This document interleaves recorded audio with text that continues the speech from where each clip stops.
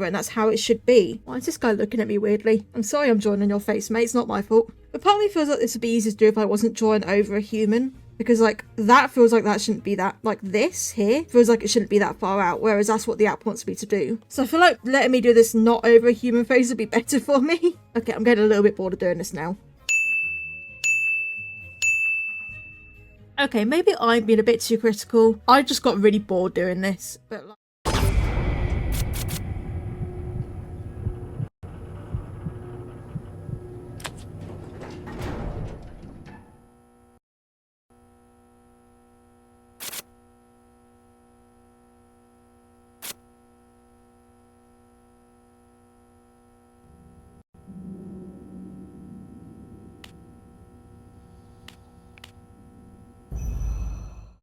I guess doing something over and over is the way to learn, but God, my attention span was not having that.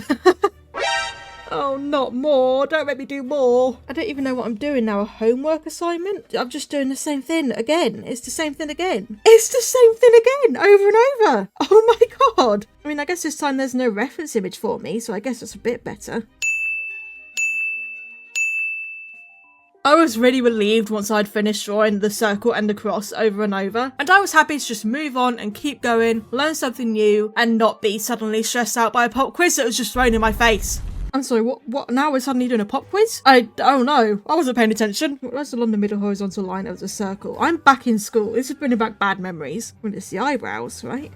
Yeah, choose the next correct statement. Proportions are standard and the same for all people. Well, no, they're not. Okay, it's not bad. It's not bad at all. I panicked over nothing. After the sudden pop quiz, we moved on to Unit 2, which continued teaching you about the Loomis method. This time now going into actually splitting up your circle into different proportions to do with the face. We once again got whiplash as we were taken from doing the Loomis method into dividing lines. Now, I did struggle with this part, and honestly it was completely my fault, because I just was kind of drawing the lines mindlessly. I wasn't reading what it actually said or how to do it. I was just tracing it because it was giving me something to trace. But I think that's the problem here. Because it was giving me something to trace, I wasn't really thinking that much about it. And as a result, when it came to doing it on my own, I got lost. I ended up lost. I didn't know how to do it. Because you get so carried away with tracing the guides it gives you that you don't actually take the time to learn about what it's telling you and how you're doing it. Maybe that's just me, but that's how I felt, and I ended up actually struggling on these freeform ones. Now, maybe if I'd sat and read what it was telling me in those little pop-ups, then it wouldn't have been an issue, but I got so carried away that my brain just completely skipped over them. So maybe that's something they could work on. Maybe even having it so that you have to pause for a second to read before you're able to just continue and skip all the dialogue.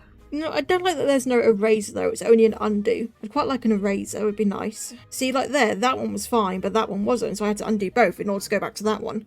Okay, and now it's like, I don't know which one it's unhappy with me about. There's no eraser, so if I need to go back, I can't erase any of these. I have to go back by using the back, the undo, which means I don't know which one was wrong. I don't know which one it was unhappy with. I would still have to go all the way back using the undo, and that just is tedious, and it's going to erase any work that I think is okay. It should let me have an eraser brush so that I can manually erase the parts that I think are wrong and redo them without having to undo parts that are already done and finished. What's it not happy with? I've done it. It's what you wanted me to do. What's it not happy to finish now? I have to... Oh my God. Because I don't know what it was unhappy with. To be honest with you guys, I'm getting frustrated and very bored about this as well. Like, maybe that's just me. Usually I'm okay with things, but this is not gripping me, and I'm getting bored to the point and I'm starting to feel tired. I just feel like it's too repetitive. I think that's its issue. At least for me, it's too repetitive. I mean, maybe this would work for other people. Maybe you guys, you think this would work for you, being able to follow guidelines like this, but this just isn't working for me personally. But I don't know if I could fault the app for that, because honestly, the way it's actually teaching you, the tips it's given, dividing things and